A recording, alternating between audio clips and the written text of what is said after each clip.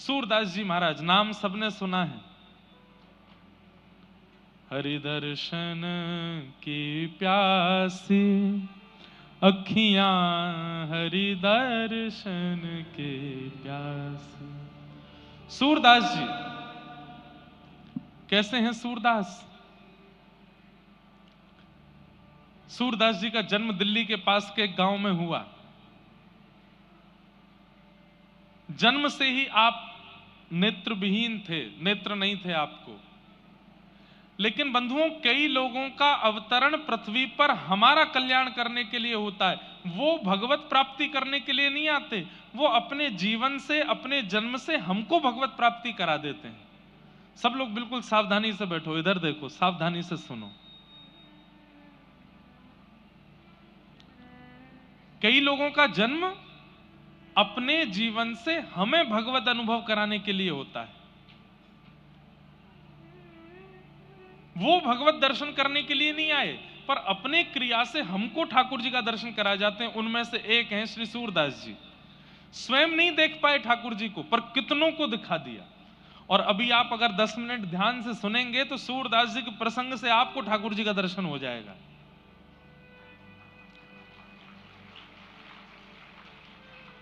और विशेष रूप से हमारी प्रार्थना, जो आगे बैठे हैं ना लोग, आगे वाली पंक्ति वाले, ये तो बहुत ध्यान से सुना कीजिए। पीछे वाले तो ध्यान से सुनते हैं, आगे वाले वार्ता ज्यादा करते हैं। तो बस इनसे हमारी प्रार्थना है, थोड़ी वार्ता कम करो, ध्यान से कथा सुनो। और एक चीज और कर सको कल से तो और अच्छा लगे, ये कर्ण पिशाचनी जो आप सबके पास है मोबाइल फोन के रूप में, इसको कम से कम 2-2.5 घंटा जब कथा चले तो उतनी देर इसको विश्राम दो, थोड़ी उसको भी आराम करने दो। सूरदास जी का प्रसंग आता है। जन्म हुआ दिल्ली के पास के एक ब्राह्मण कुल में, लेकिन परिवार इतना दीन था कि उनके पास ज्यादा भोजन की और आदि की कोई व्यवस्था नहीं थी। पिताजी ब्राह्मणोचित कर्म करते थे। ब्राह्मणत्व में जो कर्म विहित हैं उनको करते थे। एक बार आपने कहीं कुछ अनुष्ठान आदि किया तो आपको 2 रुपया मिला। इनके पिताजी को, सूरदास जी के पिताजी को। सूरदास जी का नाम तो सुना है ना सबने। 2 रुपया मिला सूरदास जी के पिताजी को। उस समय में 2 रुपया इतना होता था कि उनके पिताजी नाचते हुए गांव में आए और सबको बताया, भैया 2 रुपया मिला है, अब तो 6-7 महीना कहीं जाने की जरूरत ही नहीं है, इससे ही घर चल जाएगा। इतने खुश, इतने प्रसन्न हो गए कि अर्धरात्रि का समय अपनी पत्नी के साथ बोले, मैं सो ही नहीं पा रहा हूं, मुझे इतनी खुशी हो रही है, हमको 2 रुपया मिला है। देवी, इसको बढ़िया से कपड़े में मलमल के कपड़े में बांध करके एक जगह पर रख दो, सुबह उठ करके फिर इससे सामग्री लेके आएंगे, ऐसा करेंगे वैसा करेंगे। इतने एक्साइटेड हो गए कि रात भर सो ही नहीं पाए सूरदास जी के पिताजी। पता नहीं रात में कहां से चूहे आए और चूहे वो मलमल का जो वस्त्र जिसमें 2 रुपए बंधे थे उसको लेकर के गए, उसको तो कुतर दिया, 2 रुपया कहीं चले गए, खो गए। सुबह उठे, उठ करके स्नान किया, स्नान करके कपड़े पहने, देवी जल्दी से वो मलमल का कपड़ा दो, खोल करके 2 रुपया निकालो उसमें से। और ढूंढा तो पूरे घर में वो 2 रुपया नहीं मिले। 2 रुपए ना मिलने पर इतना रोए, इतना रोए, इतना रोए कि बेचैन हो गए। हाय नाथ, जैसे तैसे तो इतने सालों में कमाई हुई और वो भी कहां चली गई पता नहीं। तो सूरदास जी के पास में एक विद्या थी। उनके नेत्र नहीं थे, लेकिन वो खोई हुई चीजों को ढूंढ लेते थे। उनके पास एक ठाकुर जी के द्वारा प्रदत्त विद्या थी ऐसी, वो बता देते थे उसका कोई सामग्री कहां है, तुम्हारा ब्याह कब होगा, भविष्य बता देते थे, बीता हुआ कल बता देते थे। ये ठाकुर जी के द्वारा कृपा थी उनके ऊपर। सूरदास जी अपने पिताजी को रोते हुए देख बोले, पिताजी आप क्यों रो रहे हो? तो सूरदास जी के पिताजी बोले, बेटा 2 रुपया इतने सालों में पहली बार कमाई की और वो भी खो गए। सूरदास जी बोले, पिताजी इतना व्याकुल, इतनी बुरी तरह रुदन यदि ठाकुर जी के लिए किया होता ना तो ठाकुर जी प्रकट हो जाते आपके आगे। ये 2 रुपया के लिए रो रहे हो? अरे जो खर्च हो जाना उसके लिए क्यों रो रहे हो आप? अरे बेटा तू क्या जाने, तू तो घर में पड़ा रहता है, दिखाई तुझे देता नहीं है, मां भोजन बना देती है, खा लेता है, तू क्या जाने कि पैसे का कितना मूल्य होता है। मुझे तो 2 रुपए चाहिए। और मैंने सुना है तेरे मित्र बताते हैं कि तू भविष्य बता देता है, तू खोई हुई चीजें बता देता है, चल मेरे 2 रुपए बता कहां गए होंगे। सूरदास जी बोले पिताजी मैं अपने ठाकुर जी के द्वारा दी गई विद्या का इस प्रकार प्रयोग नहीं करना चाहता। पिता हट करवाने लगे, बोले बता 2 रुपया कहां है, तेरे पिता की आज्ञा है। तो सूरदास जी बोले पिताजी मैं बता दूंगा कि 2 रुपया कहां है, लेकिन उसके बाद मेरी एक शर्त है। बोले क्या? बता दूंगा कि 2 रुपया कहां है, लेकिन मैं घर छोड़ के चला जाऊंगा फिर। तो पिताजी ने ऐसे देखा, बोले वैसे भी तेरा फायदा क्या है, दिखाई तो देता नहीं तुझको, करता धरता तो तू कुछ है नहीं, जीवन भर तुझे हम ही चलाएंगे, हम ही तुझे कराएंगे। और ये बस बोल रहा है कि चला जाऊंगा, जाएगा कैसे? दिखाई तो देता नहीं, कहां जाएगा, किसके पास जाएगा?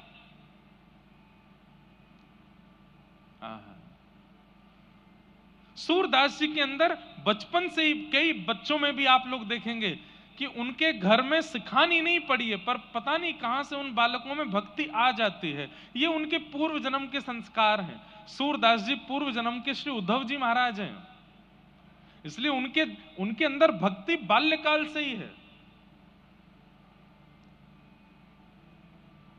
कहां जाएगा? 2 रुपया बता के कहीं चला भी जाएगा तो तू जाएगा कहां? सूरदास जी कह रहे हैं नाथ तू अनाथ को अनाथ कौन मोसो, मो समान आरत नहीं, आरत हर तो सो। अरे पिताजी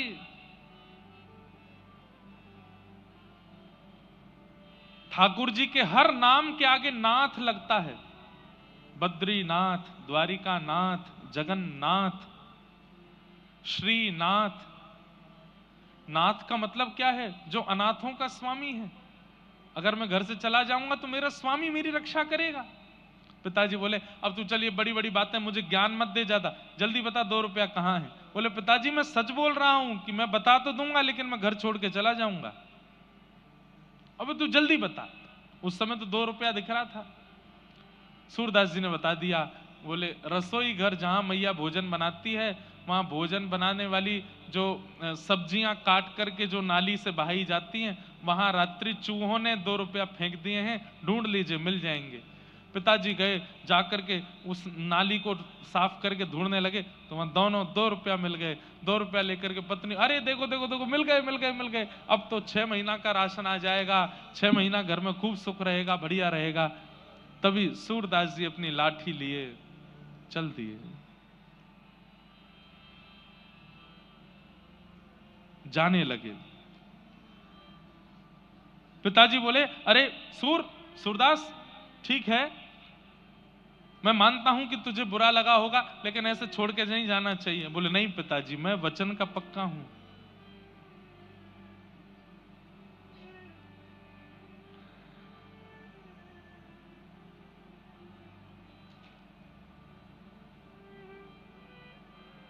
एक बहुत सुंदर पद है,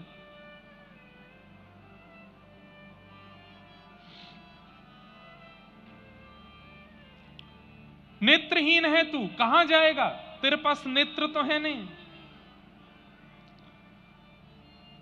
सूरदास जी कह रहे हैं मैं नेत्रहीन हूं। पिताजी आप नेत्र वाले हो, बहुत ध्यान से सुनिए, कितनी अच्छी बात है। सूरदास जी कह रहे हैं कि पिताजी आपको नेत्र दिए ठाकुर जी ने, ताकि गड्ढा आए तो आप संभल के चलो, ताकि ऊंचाई आए तो आप लांघ के चलो, चाहे मोड़ आवे तो आप मुड़ के चलो, सामने पहाड़ आ जाए तो झुक के चलो, पर मुझे नेत्र नहीं दिए ठाकुर जी ने। क्यों? क्योंकि मेरे नेत्र स्वयं श्री ठाकुर जी हैं, मेरी उंगली पकड़ के वही चलते हैं। आपको तो गड्ढे से स्वयं बचना पड़ता है, पर मुझे ठाकुर जी बचाते हैं। मेरे नेत्र तो श्याम सुंदर हैं। हरि मैं नैनहीन तुम नैना, मेरे नेत्र नहीं है क्योंकि मेरे नेत्र आप ही हो। थाम उंगरिया, मेरी उंगली आप पकड़िए, मैं आपकी उंगली नहीं पकड़ूंगा। सूरदास जी की भक्ति की प्रणाली का अलग है। हम सब कहते हैं कि हम ठाकुर जी आपकी उंगली पकड़ रहे हैं, आप जहां ले चलोगे जाएंगे। सूरदास जी कह रहे हैं मैं नहीं पकड़ूंगा, आप मेरी उंगली पकड़ो और जहां ले चलोगे वहां जाऊंगा। थाम उंगरिया जौन डगरिया, थाम उंगरिया जौन ले चलो मोहे जानो, हाँ ले चलो मोहे जानो। हरि में नैनहीन तुम नैना, हरि में नैनहीन। निकल गए घर से, पिताजी बुलाते रहे लेकिन लौट करके नहीं आए सूरदास जी। 7-8 वर्ष की आयु है, छोटी सी अवस्था में निकल गए। एक गांव में जाकर के बैठ गए। वहां गांव में बहुत भूख लगी थी, प्यास लगी थी, तो किसी से मांग नहीं रहे थे। तभी एक गौशाला वाला व्यक्ति था, उसकी खूब सारी गैया थी। वो बड़ा बेचैन रोता हुआ उस मार्ग से जा रहा था। सूरदास जी वहीं बैठे थे। अरे मेरी गैया कहां चली गई, मेरी गैया किसी ने चुरा ली, रोता हुआ जा रहा था। सूरदास जी ने, उनको पता तो चल ही जाता था, उन्होंने तुरंत उस व्यक्ति से कहा, सुनो पास का एक और गौशाला वाला व्यक्ति है, चरवाहा है, वो तुम्हारी गैया लेकर के उस सरोवर के पास है, जाओ ले आओ। वो व्यक्ति गया, वहां जाकर के देखा तो गैया मिल गई सारी, अपने गैया घेर करके ले आया। उसने सूरदास जी के चरण पकड़े, बोले भैया आप छोटे से बालक हो, आपको कैसे पता कि मेरी गैया वहां थी, और मैं आपके नेत्र देख पा रहा हूं, आपको दिखाई नहीं देता? बोले मैं नैनहीन हूं, मेरे नेत्र ठाकुर जी वही देखते हैं। बोले मैं क्या सेवा करूं? बोले सेवा कुछ मत करो, 4-5 दिन हो गए घर छोड़ के निकल गए, कुछ खाया पिया नहीं है, थोड़ा हमको दूध पिला दो। उसने कहा महाराज जी दूध नहीं पिलाऊंगा, मैं तो एक गैया आपको दान कर रहा हूं। बोले गैया का हम क्या करेंगे, हम पे आंख तो है नहीं, कैसे चराएंगे? बोले मैं एक ग्वारिया भी दे दूंगा, वही चराएगा, वही दूध निकाल के आपको पिलाएगा। सूरदास जी बोले बढ़िया है, दूध पिएंगे, भजन करेंगे ठाकुर जी का। लेकिन उस व्यक्ति ने पूरे गांव में हल्ला मचा दिया कि ये बालक भविष्य देखना जानता है, खोई हुई चीजें ढूंढ के बता देता है। अब तो महाराज वहां इतनी भीड़ लगने लगी। कोई बोला मेरा बेटा खो गया, उसको बता दो कहां है, सूरदास जी बता देते वहां है। कोई बोलता मेरे बेटा का ब्याह कब होगा बता दो, तो बता देते। मेरी बेटी का किस दिशा में ब्याह होगा, सूरदास जी बता देते दक्षिण दिशा में उस फलाने नाम के नगर में एक सेठ है, उनके बेटे से ब्याह होगा।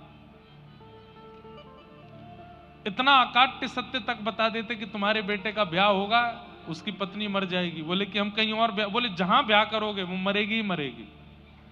बोले नहीं ब्याह करें, तो बोले तुम नहीं करोगे तो तुम्हारा बेटा जबरदस्ती ब्याह करेगा। ब्याह तो इसका होगा, और इसके योग ऐसे हैं कि इसको पत्नी की मृत्यु देखनी ही पड़ेगी, ऐसा भविष्य कथन करते थे लोग बाग। इतना दान्य पुण्य, चमत्कार को नमस्कार है, इतना दान पुण्य करने लगे, इतना उनको धन धान्य। एक गैया थी पहले उनके पास, अब तो गौशाला खुल गई सूरदास जी की, तो महल बन गए उनके, सेवक हाथ पांव दबाने लगे। एक दिन सूरदास जी के मन में इतना वैराग्य आया, बोले घर बनाने के लिए घर नहीं छोड़ा था मैंने, ये तो अपने घर से भी बड़ा घर बना लिया मैंने, इसलिए थोड़ी छोड़ा था घर अपना। और बंधुओं, व्यक्ति किसी के पीछे स्वार्थ से ही लगता है, यह बात तो निश्चित है। तो सूरदास जी के अब हजारों शिष्य हो गए। शिष्य मतलब उनको चाहने वाले। तो एक दिन सूरदास जी ने मंच पर बैठ करके कहा कि मैं आज एक घोषणा करने वाला हूं, तुम सब लोग मुझसे कितना प्रेम करते हो। सब बोले इतना प्रेम करते हैं कि आप पे अपनी जान भी लुटा देंगे। ध्यान से सुनना बात। हजारों लोग बोले हम आप पे अपनी जान भी लुटा देंगे। तो सूरदास जी बोले आज हम एक घोषणा कर रहे हैं। बोले क्या? आज के बाद हम किसी का भूत भविष्य वर्तमान नहीं बताएंगे। आधे लोग तो उसी समय अपना आसन उठा लिए। बोले अब बाबा जी हमारे काम के नहीं है, ये भविष्य ही नहीं बताएंगे, भूत ही नहीं बताएंगे, वर्तमान ही नहीं बताएंगे, तो फिर इनके संग रह के करना क्या है? ये राधे कृष्ण करते हैं, हमको थोड़ी राधे कृष्ण करना है, हमको तो इनके चमत्कार से मतलब था। बंधुओं, हमारे हिंदू वैदिक सनातन परंपरा के कई आचार्यों ने अपने गुणों का त्याग किया तो लोगों ने उनका त्याग कर दिया। सूरदास जी ने जैसे ही घोषणा करी कि मैं आज के बाद भविष्य नहीं बताऊंगा, भूत वर्तमान नहीं बताऊंगा, तो आधे लोग तो चुपचाप वहां से खिसक लिए। उनसे पूछा गया कहां जा रहे हो तुम? तो प्राण न्योछावर, पत्नी की तबीयत बहुत खराब है, बस उसको देख के आ जाऊंगा। कभी नहीं आया लौट के। बेटे को वहां भेजना है, बस उसको पहुंचा के आ रहा हूं। ऐसे बहाने बना बना के सब चले गए, अकेले सूरदास जी रह गए। अब जिन्होंने महल वहल बनवा के खड़े कर दिए थे वो भी बोलने लगे बाबा बहुत पैसा लगा है, अब इसको हमको ही दे दो, हमारा घर परिवार बहुत बढ़ गया। बोले रह लो। सब दे दाग करके जब सब त्याग दिया तो गीता जी कहती हैं आपके चित्त को शांति वस्तु खरीदने से नहीं मिलेगी, आपके चित्त को शांति तो त्याग से ही मिलेगी। त्यागात शांति अनंतरम।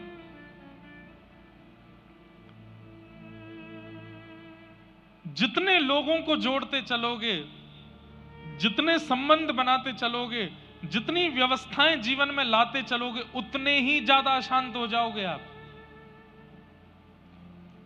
और जितने अकेले होते चले जाओगे, जितना त्याग करते चले जाओगे, आपसे ज्यादा प्रसन्न कोई नहीं है फिर।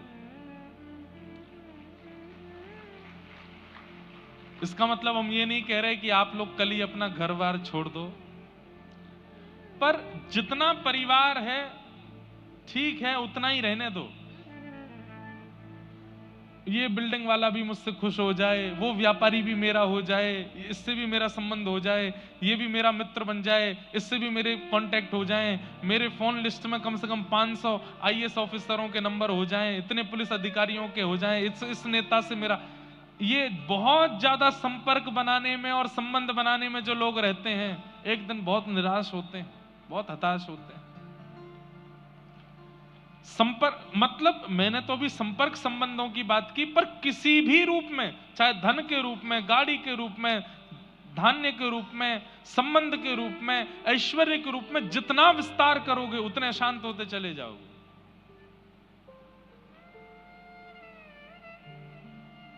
और जितने एकांत उतने प्रसन्न। सूरदास जी ने जब सबने सूरदास जी का त्याग कर दिया, सूरदास जी बोले अब मन को शांति लग रही है, अब मन को अच्छा लग रहा है। और तब निकल पड़े, आगरा के पास एक गांव में जाकर के निवास करने लगे। अब किसी का भविष्य भूत वर्तमान नहीं बताते, उनको पता चल भी जाता है फिर भी नहीं बताते, केवल भजन करते हैं ठाकुर जी का। 30 वर्ष के आसपास की आयु हो गई, तब जाकर के मन में फिर से एक विकार लगा कि कुछ कमी है, कुछ जैसे मानो रह गया हो। तब पूछने लगे अपने आप से कि क्या रह रहा है, क्या छूट रहा है। तब मन से आवाज आई कि अभी तक तुम्हारे गुरु नहीं मिले, तुम्हारे जीवन में सदगुरु नहीं आए। तब इच्छा हुई कि मैं किसको गुरु बनाऊं। बंधुओं, हम एक बात कहते हैं और हम ही नहीं, ये सब शास्त्र आज्ञा भी कहती हैं कि आप गुरु नहीं खोजते, गुरु आपको खोजता है, गुरु आपको चुनता है। आजकल के बच्चे गुरु चुनते हैं कौन से वाले बेटर हैं, हेयर स्टाइल जिनकी ज्यादा अच्छी हो, ड्रेसिंग सेंस जिनका बढ़िया हो, प्रभाव जिनका अच्छा हो, गला जिनका अच्छा हो, देखने में जो सुंदर हो, उनको गुरु बनाए। नहीं, ऐसे गुरु नहीं। गुरु कौन?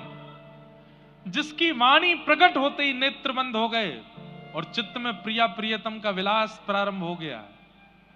जिसके उपस्थित होते ही मन में जितने विषाद थे, विकार थे, उसके दर्शन मात्र से नष्ट होने लगे। जिसके उपस्थित होते ही ये मेटेरियलिस्टिक वर्ल्ड अच्छा नहीं लग रहा है, अब बस इच्छा हो रही है चल मन वृंदावन धाम, चल मन वरसानो धाम, चल मन भक्ति के मार्ग पर। जिसके चित्त में आती आलस्य चला गया, क्रोध चला गया, काम चला गया, जिसका स्वरूप, जिसकी वाणी, जिसकी उपस्थिति इतने परिवर्तन चित्त में कर दे, वही गुरु है। वो गुरु है। जिसको देख करके आप आकर्षित हो गए, वो गुरु नहीं हो सकता। जिसको देख करके आपके चित्त का अहंकार, आपके चित्त का काम, क्रोध, ईर्ष्या, द्वेष, अभिनिवेश, अहंता, ममता ये नष्ट हो जाए, वो गुरु है। सूरदास जी के मन में विषाद हो रहा था कि मेरे जीवन में गुरु नहीं है। तभी 4-5 लोग चर्चा करते जा रहे थे, अरे तुम्हें पता है एक आचार्य चरण भ्रमण करते हुए व्रजधाम की ओर जा रहे हैं और वो इसी गांव से निकलने वाले हैं। तो दूसरे ने पूछा कौन से आचार्य चरण? तो नाम बोले श्रीमद वल्लभाचार्य जी महाराज। नाम सुनते ही सूरदास जी के चित्त में मानो जैसे किसी प्यासे को प्यास लगी हो, उसको जल पिला दिया हो, ऐसी तीव्र शांति होने लगी। सूरदास जी बोले जिनके नाम में इतनी शांति है, उनके वचनामृत कितने अद्भुत होंगे, उनके दर्शन कितने अद्भुत होंगे। गांव में श्रीमद वल्लभाचार्य जी का आगमन हुआ। इन्होंने किसी गांववासी से कहा मुझे वल्लभाचार्य जी के दर्शन कराने ले चलो। तो गांव के सदस्य ने कहा भाई तुम पर नेत्र तो है नहीं, तुम क्या दर्शन करोगे, तुम देख तो पाते नहीं हो, कैसे देखोगे। सूरदास जी का उत्तर गजब का है। बोले मैं उनको नहीं देख पाऊंगा, पर वो तो मुझे देख लेंगे, उनकी दृष्टि तो मेरे ऊपर पड़ जाएगी। बस यही तो चाहिए कि वो मुझे देख लें एक बार। और जैसे ही सूरदास जी पहुंचे, श्रीमद वल्लभाचार्य जी महाराज विराजमान थे गुरु रूप में, सामने असंख्य भक्त बैठे थे। किसी ने कहा ये बड़े अच्छे साधक हैं, इनका नाम सूरदास है। और आंसू कवि किसको कहते हैं? जो तुरंत रचना करके गा देता हो, तुरंत रचनाएं करके बना देता हो, उसको आंसू कवि कहते हैं। और ये आंसू कवि हैं। वल्लभाचार्य जी बोले अच्छा इधर आओ। सूरदास जी लठिया लेके गए, बैठ गए, कुछ सुनाओ। सूरदास जी तुरंत गाने लगे, कौन कुटिल खल कामी मौसम, कौन कुटिल खल कामी, जो तन दियो ताहि बिसरायो, ऐसो नमक हरामी। अपनी बुराई करने लगे, मैं तो कुटिल हूं, मैं तो कामी हूं, ऐसा पद गाने लगे। वल्लभाचार्य जी बोले कुछ और सुनाओ। तो सूरदास जी ने दूसरा पद गाया, हरि मैं पतितन को सरदार, मैं पापियों का सरदार हूं, सरताज हूं। हरि मैं पतितन को सरदार, मैं पतितों का सरदार हूं। को कर सके बराबर मेरी, नहीं को के लायक, जो प्रभु अजामिल को दीन्हो, सो पाटो लिखत पाऊं। हरि जी में पतितन को सरताज। तो वल्लभाचार्य जी महाराज सामने बैठे बैठे बोले, हमारी ब्रज भाषा का शब्द है, बोले गिघियाए क्यों रहे हो, मतलब सिंपैथी पाने के लिए अपनी इतनी निंदा क्यों कर रहे हो। मैं ऐसा हूं, मैं वैसा हूं, इतने दीन दुल्लर तिल्लर होकर के इतनी बुराइयां अपनी कर रहे हो। अरे कुछ अच्छा सुनाओ। कुछ ठाकुर जी की लीला सुनाओ। सूरदास जी बोले, मैंने आज तक यही सब गाया है। सुनेरी मैंने निर्बल के बलराम, ये पद तो सबने सुना होगा सूरदास जी का। सुनेरी मैंने निर्बल के बलराम, पिछली साख भरूं संतन की आड़ सवारे काम। जब लग गज बल अपनो बरत्यो नेक सरयो नहीं काम। निर्बल भय बलराम पुकार्यो आयो आधे नाम। सुनेरी मैंने निर्बल के बलराम। गजेंद्र ने अपना पूरा बल लगा लिया लेकिन ग्राह से अपने पैर को नहीं छुड़ा पाया।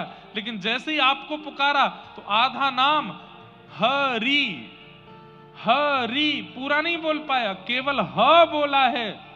रौ बोलते बोलते तो ठाकुर जी आ गए, आकर के गजेंद्र को वहां से उबार लिया। आए आधे नाम, सुनेरी मैंने निर्बल के बलराम। द्रुपद सुता निर्बल भईता दिन, तज आए निज धाम। दुशासन की भुजा थकित भई, वसन रूप भय श्याम। सुनेरी मैंने निर्बल के बलराम। सुनेरी मैंने निर्बल के बलराम। सूरदास जी बोले, मैंने आज तक ऐसे ही पद गाए हैं, ठाकुर जी के बल का, प्रभाव का जिसमें वर्णन हो, या फिर अपनी निंदा जिसमें हो। गोस्वामी वल्लभाचार्य जी बोले, एक बार जाओ जमुना स्नान करके आओ। जमुना स्नान करके आए तो आकर के बोले, अपने दिव्य चक्षुओं से अनुभव करने का प्रयास करो, सामने क्या दिखाई दे रहा है। सूरदास जी ने यथाउचित वर्णन कर दिया कि आप एक सुंदर आसन पर बैठे हैं, पीली पीतांबरी, पीले वस्त्र पहने हैं, आपके सुंदर ललाट पर गोल तिलक है, वल्लभ कुल का तिलक है, आपके कानों में सुंदर कुंडल है, लंबी चौड़ी शिखा है, आपका ललाट बिल्कुल तेज से भरपूर है। वल्लभाचार्य जी बोले, और बताओ और क्या दिख रहा है। तभी सूरदास जी के नेत्रों से अश्रु आने लगे। ओहो जय हो, आपके बाम भाग में गौर वर्णा श्री किशोरी जी बैठी हैं और आपके दाहिनी गोद में श्याम सुंदर ठाकुर जी बैठे हैं, मुझे दिख रहा है। वल्लभाचार्य जी बोले, अब सुनाओ। तब सूरदास जी ने ठाकुर जी की लीला का पद गाया, ठाकुर जी की किसी लीला का पद गाया। शोभित कर नवनीत लिए, घुटरुन चलत रेणु तन मंडित, गोरोचन तिलक किए। जिनके पास नेत्र नहीं है, ऐसे सूरदास जी तुरंत लीलाएं बना बना करके गाने लगे, आहा, वर्णन करने लगे।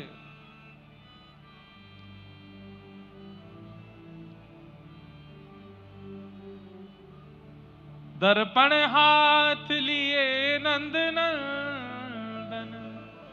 सूरदास जी कह रहे हैं, मुझे क्या दिख रहा है। सुनिए गुरुदेव कि ठाकुर जी अपने हाथ में दर्पण लेकर के बैठे हैं और स्वयं नहीं देख रहे हैं, किशोरी जी को दिखा रहे हैं और किशोरी जी से पूछ रहे हैं, हे श्यामाजू, दर्पण में देख के बताओ, आप ज्यादा सुंदर हो कि मैं ज्यादा सुंदर हूं। हे राधे रानी तुम्हें लागत हूं मैं कैसो, हे श्यामा प्यारी तुम्हें लागत हूं मैं कैसो। सूरदास जी वर्णन करने लगे ठाकुर जी की लीलाओं का। वल्लभाचार्य जी बोले, बस अब हो गया कल्याण। एक गुरु की कृपा की कोर होते ही बिना नेत्रों के भी वो दिखने लगा सूरदास जी को जो किसी को नहीं दिखता था। वल्लभाचार्य जी महाराज ने श्रीमद् भागवत जी की पोथी ली और श्रीमद् भागवत जी के ज्यों-ज्यों प्रसंग सुनाए, ज्यों-ज्यों वर्णन किए। सूरदास जी को सुनते 4 शब्द हैं पर दिखाई 18 शब्द देने लगते हैं। ठाकुर जी की एक लीला गुरुदेव सुनाते हैं पर उस एक लीला के 18 प्रकार सूरदास जी को दिखने लगता है।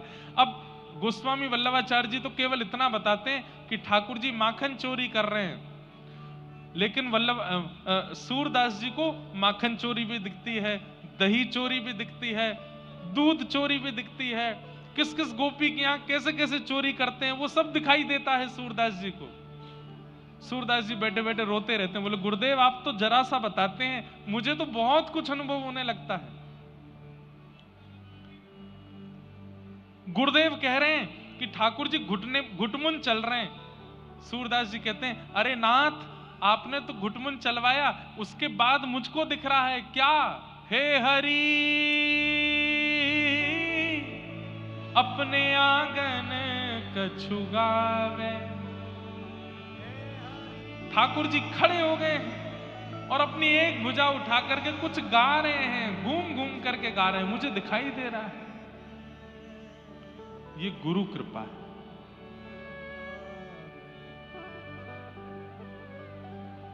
लोगों ने कितनी परीक्षाएं ली सूरदास जी की। मंदिर में रोज श्रृंगार होता था। सूरदास जी दर्शन करने जाते लाठी लेकर के, ठाकुर जी इधर हैं और सूरदास जी इधर देख करके खड़े होते। कोई आकर के घुमा देता, बोले सूरदास जी यहाँ हैं ठाकुर जी, तो वहां खड़े होकर के भी ऐसे मुंह घुमा लेते, अच्छा यहाँ हैं? बोले यहाँ नहीं, इधर हैं, ये रहे सामने। अच्छा अच्छा अच्छा, सब कहते बेचारों को दिखता नहीं है। पर जैसे ही कपाट खुलते सब तो जय जयकार करते, दर्शन करते। सूरदास जी उस पोशाक का वर्णन कर देते जो ठाकुर जी पहन के आए हैं। आज तो ठाकुर जी ने पीतांबरी पहनी है, आज तो थोड़ी पर सुंदर लाल हीरा चमक रहा है, आज तो ठाकुर जी ने ऐसी पाग धारण करी है।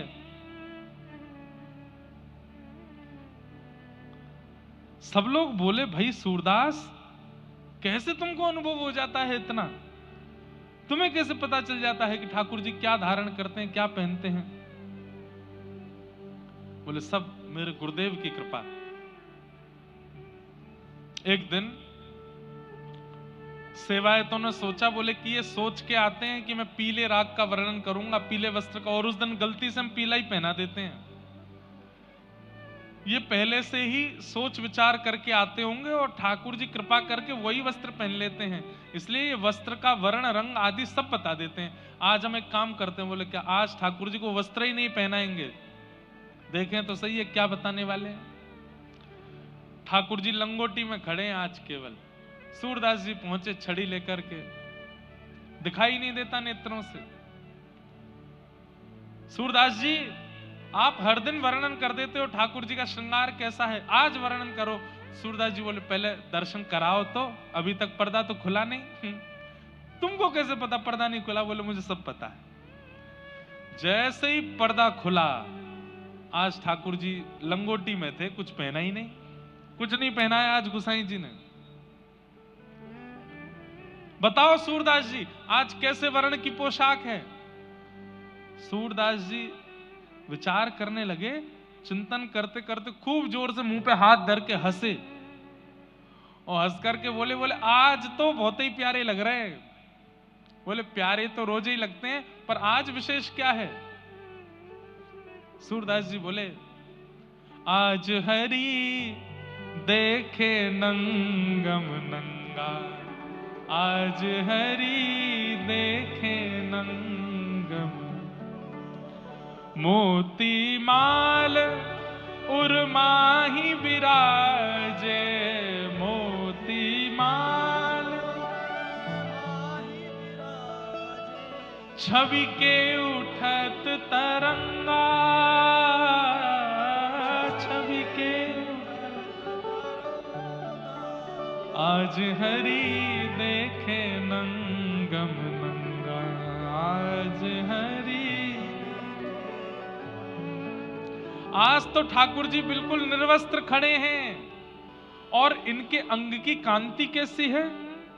जल सुत भूषण अंग विराजत, बसनहीन छवि उठत तरंगा, बसनहीन छवि उठत तरंगा, अंग अंग प्रति अमित माधुरी, निरख लजित रति कोटि अनंगा, निरख लजत रति कोटि अनंगा, किलकत हंस दधि मुख लपटावत, सूर हसत ब्रज युवतिन संगा, आज हरि देखे नंगम नंगा, आज हरि देखे नंगम नंगा। आहा, सब सूरदास जी को प्रणाम करने लगे। बोले सूरदास जी, आपको ये दृष्टि कैसे प्राप्त हो गई? आपको तो दिखाई देता नहीं है। सूरदास जी बोले, सूर कहाँ कहे दुविध आंधेरो, बिना मोल को चेरो। मैं अपने गुरुदेव का जब से चेला हो गया हूं, बिना मोल का चेला, तब से मेरे गुरुदेव ने कृपा करके ऐसी दिव्य दृष्टि दे दी है।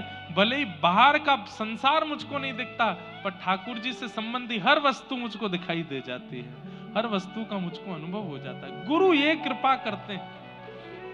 बंधुओं, जिस गुरु के सानिध्य में जाकर के संसारी वस्तु प्रिय लगने लग जाएं, वो गुरु फिर या तो आपके शिष्यत्व में कमी है या गुरु के गुरुत्व में कमी है। पर जिस गुरु के सानिध्य में जाकर के व्रज प्रिय लगे, अयोध्या प्रिय लगे, ठाकुर जी प्रिय लगे, कथा प्रिय लगे, भजन प्रिय लगे, कीर्तन प्रिय लगे, सात्विक वस्तु प्रिय लगे, सात्विक व्यक्ति प्रिय लगे, सात्विक संबंध प्रिय लगे, वो गुरु है। हम गुरु को दोष नहीं देंगे।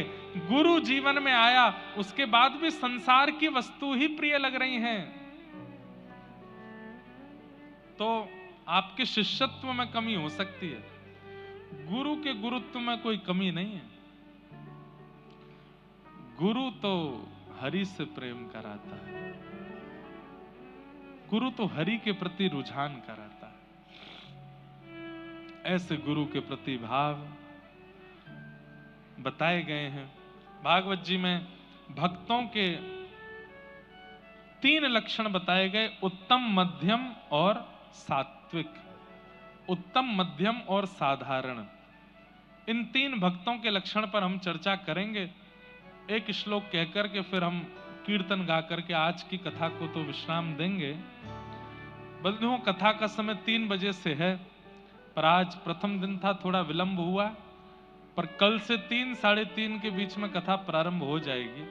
आप सब लोग उससे पहले ही आने का अपना, आज भी आई गए होंगे कई लोग तो पहले, लेकिन कल से और बिल्कुल समय से आप लोग आने का प्रयास करिएगा। 3 लक्षण बस सुन लीजिए, उसके बाद हम कथा को विश्राम देंगे। उत्तम, मध्यम और साधारण। हम कौन से भक्त हैं, ये आपको विचार करना। उत्तम कौन? सर्वभूतेषु यः पश्येत् भगवद् भावमात्मनः, भूतानि भगवत्यात्मन् एष भागवतोत्तमः। जो सब जगह ठाकुर जी की व्यापकता को स्वीकार करता है, इसमें भी भगवान है, फूल में भी भगवान है, मुझ में भी भगवान है, आप में भी भगवान है, पंडाल में भी भगवान है, लाइट में भी भगवान है, सब जगह भगवान है, ऐसा विश्वास जिसके चित्त में है, उत्तम भागवत है, वो उत्तम भक्त है। ऐसे भक्त को हम लोग अपनी भाषा में पागल कह सकते हैं, कभी कभी पागल है। कई लोग ऐसे होते हैं, वो कहीं भी पैर लग जाता ना उसको पूजते हैं। ये बुरी आदत नहीं है, ये बहुत अच्छी बात है। भैया सब जगह ठाकुर जी हैं, कहीं पैर लग जाए तो उसको ऐसे स्पर्श करते हैं, या स्पर्श ना भी करें तो उनके मन को खेद होता है कि हमने यहाँ पैर रखा है, इसमें भी ठाकुर जी का तो तत्व विद्यमान है ना। ये उत्तम भागवत का लक्षण है, उत्तम भक्त का लक्षण है, जो सब में और सब जगह ठाकुर जी को देखता है।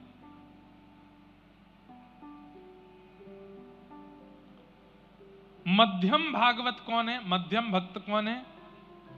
ईश्वरे तदधीनेषु बालशेषु दुषस्तु च, प्रेम मैत्री कृपोपेक्षा यह करोति समध्यम। मध्यम भक्त कौन है? बोले ठाकुर जी से प्रेम करता है, उनके भजने वाले ठाकुर जी के भक्तों के अधीन रहता है, उनको उनके प्रति दास रहता है, और जो ठाकुर जी को नहीं भजते उनके प्रति बाल भावना रखता है कि अरे बालक हैं, कोई बात नहीं। और जो ठाकुर जी की निंदा करते हैं उनसे दूरी बना लेता है, ये मध्यम भक्त है। बहुत ध्यान से सुनो, ठाकुर जी से प्रेम करता है, ठाकुर जी के भक्तों का दास बनता है, ठाकुर जी को न जानने वालों के प्रति बालक बुद्धि रखता है और ठाकुर जी की निंदा करने वालों से दूरी बना लेता है, ये मध्यम भक्त है। उत्तम भक्त इन चार प्रवृत्तियों में, वो चारों में भी भगवान को ही देखता है। मध्यम भक्त के अंदर थोड़ा विभाजन है। और तृतीय है सामान्य भक्त। साधारण भक्त का लक्षण क्या है? अर्चाया में वहरे पूजाम य श्रद्धये हते न तद भक्तेषु चान्येषु न भक्त प्रकृत स्मृतः। सामान्य भक्त कौन है? बोले केवल मूर्ति पूजा में विश्वास रखता है, बाकी और कहीं इसकी श्रद्धा नहीं है। केवल मूर्ति पूजा में, मूर्ति में भगवान देखता है। कभी सामने त्रिपुंडधारी उर्तपुंडधारी कोई भक्त वैष्णव आ जाए, उनको प्रणाम नहीं करेगा। कहीं कथा चल रही हो तो उसको आडंबर लगता है, कोई उत्सव मना रहा हो तो उसको पाखंड दिखाई देता है। केवल भगवान की मूर्ति पूजा में ही उसकी निष्ठा है, बाकी सारे प्रकल्पों में उसको आडंबर और पाखंड का दर्शन होता है। साधारण है, केवल मूर्ति में भगवान है और कहीं भगवान नहीं है, ऐसी भावना जिसकी है। सामान्य। हम कौन से हैं? विशेष रूप से यहां जितने लोग बैठे हैं, ज्यादातर संख्या मध्यम वालों की है। मध्यम कौन से हैं? जो ठाकुर जी से प्रेम करते हैं, ठाकुर जी के भक्तों के दास बनते हैं, ना जानने वालों के प्रति बालक बुद्धि रखते हैं और ठाकुर जी की निंदा करने वालों की उपेक्षा करते हैं। हम सब मध्यम भक्त हैं। इन 3 दिन की कथा से, इन 3 दिन के प्रसंग से हमको उत्तम बनना है। आपके लिए कठिन तो बहुत हो जाएगा, पर अगर उत्तम बन गए तो बस आनंद हो जाएगा। उत्तम मतलब जहां देखो वहीं ठाकुर जी हैं। जित देखूं उतित श्याममयी है, उधर ठाकुर जी हैं। मीराबाई ऐसी हैं, सूरदास ऐसे हैं, जहां देखते हैं वहीं ठाकुर जी हैं। जिधर देखा उधर पाई छवि घनश्याम प्यारे की। जिधर देखा उधर पाई छवि घनश्याम प्यारे की। जहां देख रहे हैं वहीं श्याम सुंदर है, वहीं ठाकुर जी। ये उत्तम है। अब इन तीनों पर विस्तृत चर्चा हम कल करेंगे 3 बजे से। आइए आज के उत्सव को विश्राम की ओर ले चलें। बड़े भाव से मेरे साथ सब लोग गाइए। श्यामा हृदय कमल सो प्रगट्यो,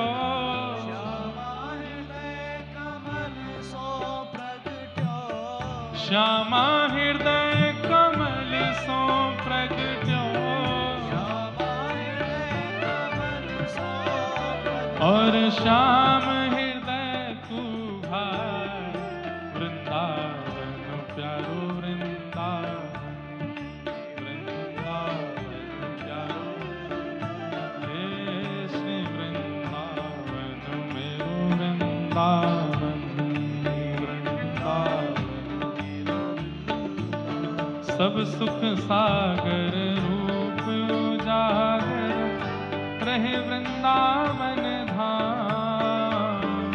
सब सुख सागर रूप उजागर, हे सब सुख सागर रूप उजागर रहे वृंदावन धाम। सब सुख सागर रूप उजागर,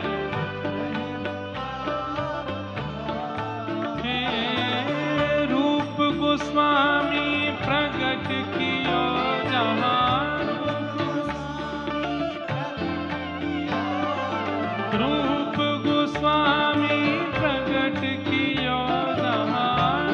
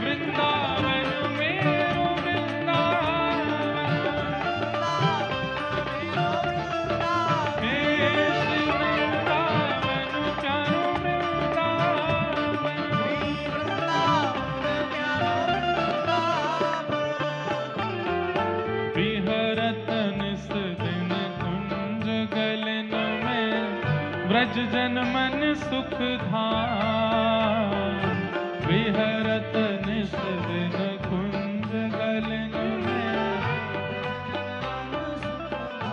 हाँ प्यारो व्रज जन मन सुख धाम, प्यारो हे मदन मोहन को रूप निरख के, मदन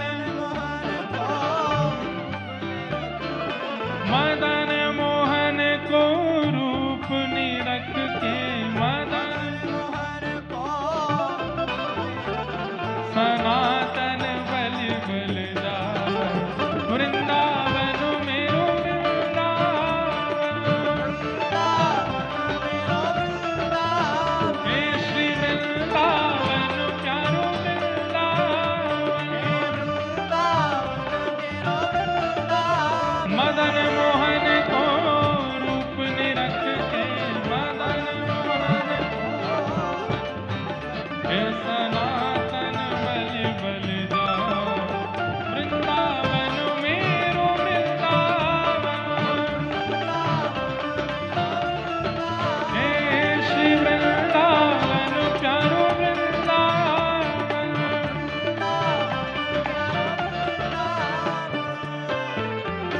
गोपी ग्वाल सब ही और धारे, प्यारो गोपीनाथ, गोपी ग्वाल सब ही और। कल गोपीनाथ जो हमारे सप्तनिधियों में एक ठाकुर जी हैं, इनके प्राकट्य की और इनको जिन्होंने प्रकट किया मधु पंडित, उनका चरित्र कल सुनाएंगे कथा में। और जो जो भाव आते जाएंगे सब सुनाएंगे, पर इनका चरित्र विशेष सुनाएंगे। हे प्यारो प्यारो गोपीनाथ, प्यारो हे बड़ो प्यारो गोपीनाथ, बड़ो हे मधु पंडित जिन कंठ लगायो, मधु पंडित श्री मधुसूदन जिन कंठ लगायो, मधुसूदन और है रही जय जयकार, वृंदावन मेरो वृंदावन, हे श्री वृंदावन प्यारो वृंदावन, मधु पंडित जिन कंठ लगायो, मधु पंडित और है रही जय जयकार, वृंदावन मेरो वृंदावन, हे श्री वृंदावन प्यारो वृंदावन।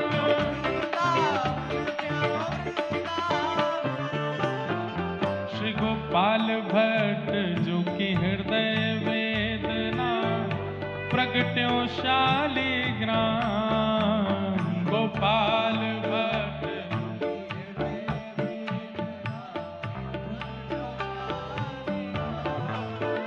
श्री गोपाल भट्ट जो कि हृदय वेदना, प्रगट्यो शालिग्राम, गोपाल भट्ट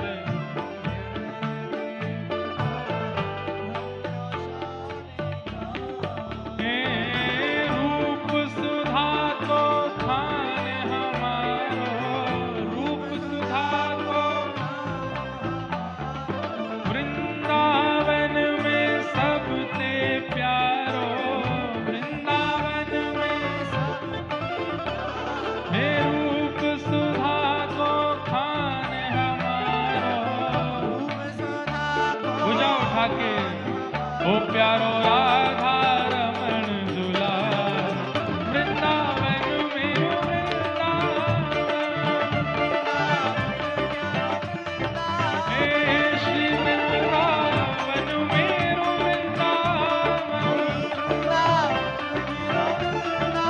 रूप सुधा को खान हमारो,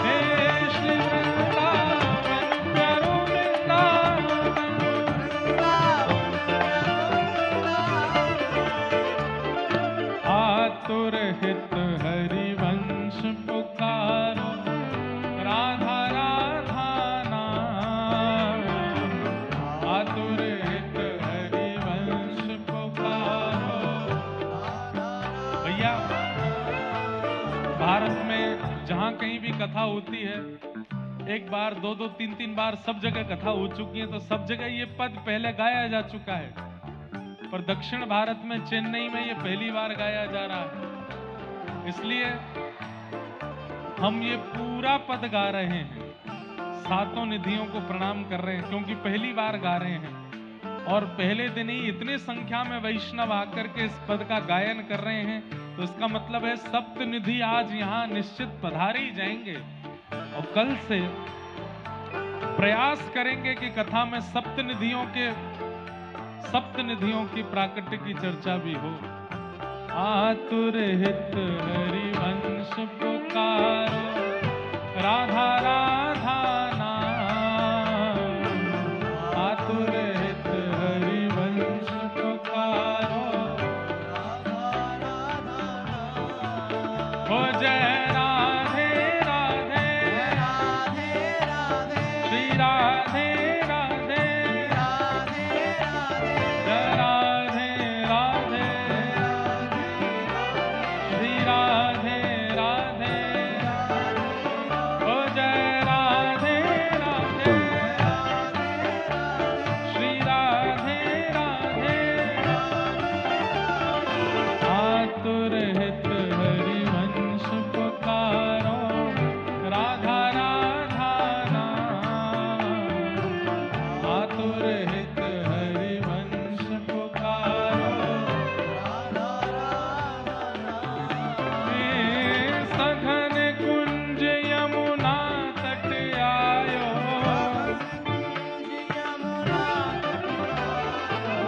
मदन टेर वृंदावन आयो।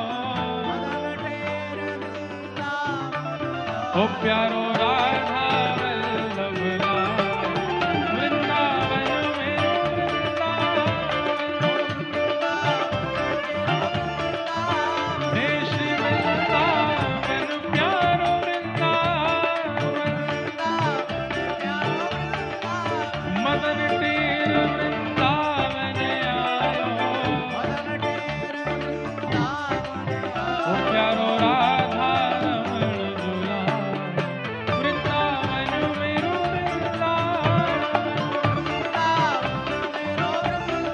हे श्री वृंदावन प्यारो वृंदावन।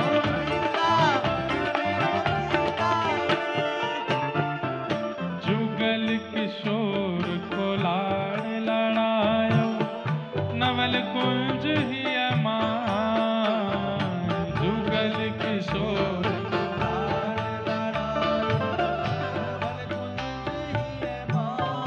हे कुंजन कुंजन की रज धारे,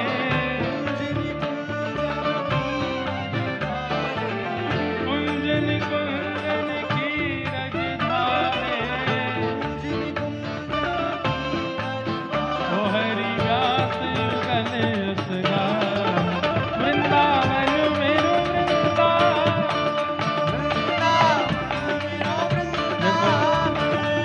ये ऐसे प्रेमी भक्त हमारे उत्तर भारत में तो खूब होते हैं, पर ये चेन्नई वाले भक्तों ने राधा गिरधर लाल जी के लिए बनाया एक ये चित्र बना के लाए ठाकुर जी के संग। और या में तो मैं ऐसा लग रहा हूं जैसे कितनो नाराज है गूं भैया, 4 दिना ते रोटी नहीं मिली मुंह को। सब यहाँ के वैष्णव भक्त खूब प्रेम से अपने अपने भाव लेके आए हैं। कोई ठाकुर जी के लिए बिस्तर भी लाए हैं कि चेन्नई में आए हो तो सोने के लिए। सबको बहुत बहुत प्रणाम। कुंजन कुंजन की रज धारे, ओ हरि व्यास युगल यश गाए, वृंदावन मेरो वृंदावन, हे श्री वृंदावन प्यारो वृंदावन।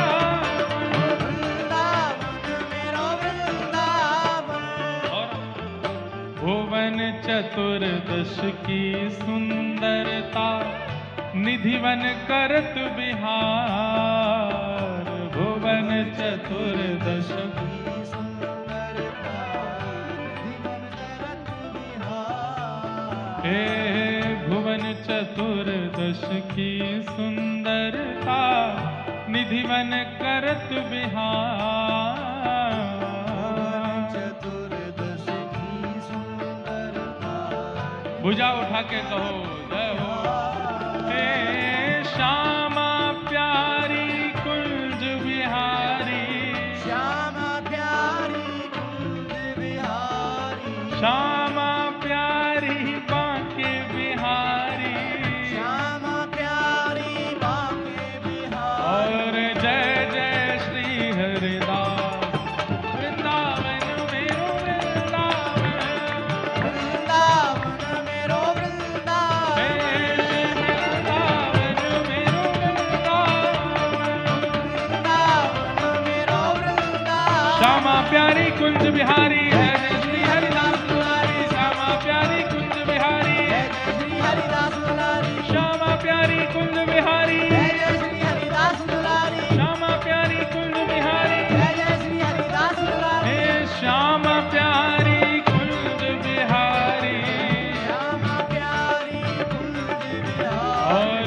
जय जय श्री हरिदास वृंदावन मेरो वृंदावन, वृंदावन मेरो वृंदावन, हे श्री वृंदावन मेरो वृंदावन।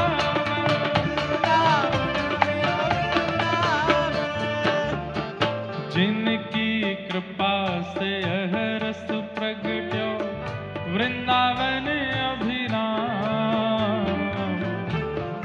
कृपा से रस प्रगट्यो वृंदावन अभिराम। हो यह आनंद करवावे बारो, यह आनंद करवावे बारो, हम सबको मिलवावे बारो, हम सबको मिलवावे बारो, चेन्नई में बुलावे बारो, चेन्नई में बुलावे बारो, यह आनंद में डुबावे बारो। यह आनंद में और डुबावे बारो। ये चेन्नई वालों का सौभाग्य है कि प्यारे गिरधर लाल जी ब्याह करके सबसे पहले चेन्नई आए हैं। इसलिए अब तक तो हम गाते थे कि हमारो गिरधर लाल, लेकिन अब यहाँ पहली बार गा रहे हैं श्री राधा गिरधर लाल वृंदावन मेरो वृंदावन, वृंदावन मेरो वृंदावन, हे श्री वृंदावन प्यारो वृंदावन, यह आनंद करवावे बारो, और हम सबको मिलवावे बारो। भुजा उठा के प्यारो राधा गिरधर लाल वृंदावन मेरो वृंदावन, हे श्री वृंदावन मेरो वृंदावन, हे लाल लाल लाल भजो लाल गिरधर लाल, लाल लाल लाल भजो राधा गिरधर लाल, मेरो लाल लाल लाल भजो राधा गिरधर लाल, ओ लाल लाल लाल भजो राधा गिरधर लाल, ओ जय राधे राधे श्री राधे राधे, जय राधे राधे श्री राधे राधे, जय राधे राधे श्री राधे राधे, जय राधे राधे श्री राधे राधे, जय जय